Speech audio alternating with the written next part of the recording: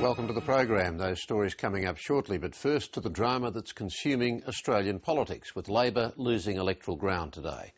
We'll be updating the count in vital seats with Anthony Green in a moment, but the three independent MPs whose place in the Parliament is already assured today began fleshing out what they'll seek from their negotiations with Julia Gillard and Tony Abbott. Tony Windsor, Rob Oakshott and Bob Katter held talks in Canberra late today as a precursor to their first face-to-face meeting with the two leaders tomorrow. But one of the independents, Rob Oakshott, tonight predicted it might take weeks, not days, to settle the makeup of a minority government. Political editor Heather Hewitt reports.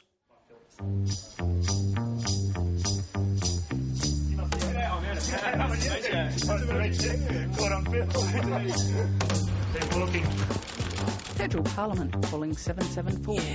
Don't take my wallet. Just turn volume down just to tell you. Okay, everyone good to go? These are strange times in Canberra.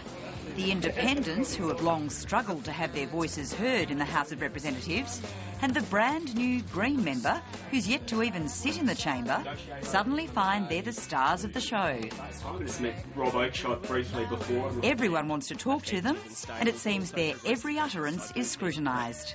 We don't want to be going to the polls again sometime soon. I think it is important to have a stable government that will last the full term. Greens member Adam Bant is maintaining he wants to work with a minority Labor government. With votes still being counted in undecided seats, what worries independent Rob Oakshott is that the first party able to put together 76 MPs to support it may not be a stable minority government. I am concerned about 76 being the highest number I can see anyone getting to. I think that's a by-election away from trouble over the next 3 years, which is why I'm doing this pitch at the moment on the processes of government, on the real message of last Saturday, and trying to get party leaders such as Julia Gillard and Tony Abbott to think outside the box for once. But what exactly does that mean, and how would it work? As the major parties sweat on every word spoken by the independents, Rob Oakshott is suggesting they canvass consensus politics. This is not how Canberra does business. I know that Julia Gillard and Tony Abbott are friends, and it might be about time for a few phone calls between those two in the interests of the nation to take place, so that we can just at least explore some of the multi-party options that could form an executive and get us beyond 76, which is a very tricky figure for the next 3 years. You're saying you would like to see Malcolm Turnbull serve with a Gillard government or Kevin Rudd serve in an Abbott government, for example. Yeah, and they're the two examples I've been publicly throwing out there, and I know I'm being cheeky. Cheeky or just plain unrealistic? Neither Julia Gillard nor Tony Abbott are going to pounce on that idea. But this is the sort of unfamiliar and unpredictable territory we're now in, and who knows what other ideas might float to the surface in the days ahead. As the independents began their first round of talks at Parliament House late today, the member for New England, Tony Windsor, threw this warning into the mix in his stated desire for stable government. If I feel that can't be reached, that it's untenable, I won't be supporting either side. And that may well mean, if others were to do the same thing, that we might return to the polls.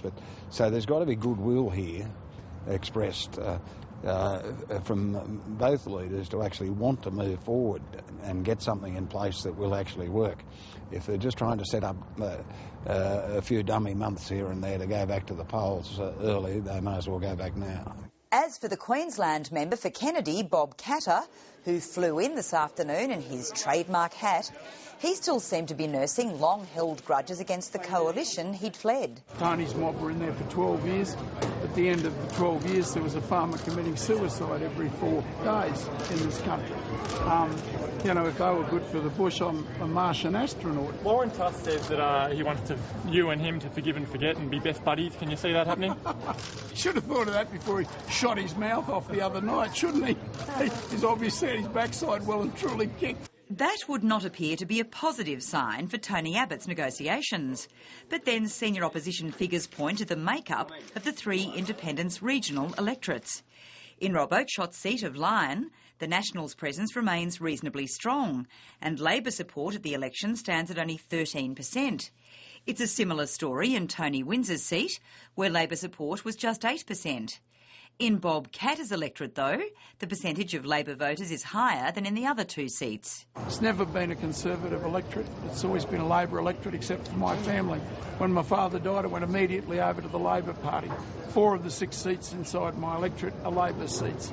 That means he won't necessarily be listening to the Liberal argument that it would be risky for the independents to go with the minority Labor government and anger their largely Conservative electorates.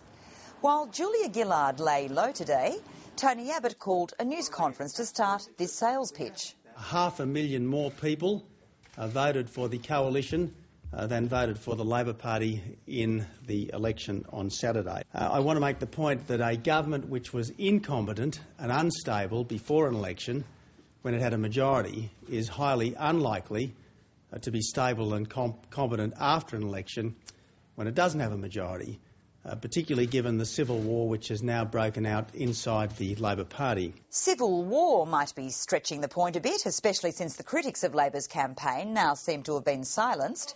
But Tony Abbott will no doubt hammer the same message in his negotiations with the independents.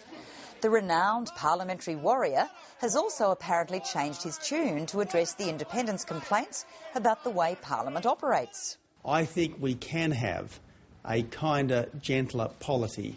I think we can be a more collegial polity than we've been. I think that the spirit of Parliament has been needlessly confrontational, especially over the last 3 years. You never know, there might be more transformations in store as the independents play their upper hand in this unfolding saga.